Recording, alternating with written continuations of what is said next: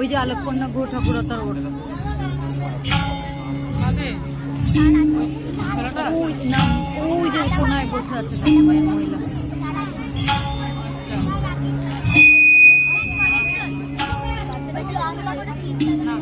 চলে গেছে, চলে গেছে। এই টিফিন ফেরত দিয়ে আয়। সে যদি এসে বলে পরে যে আমি টিফিন পাইনি, তখন আমরা কি বলবো? তখন কি বলবি?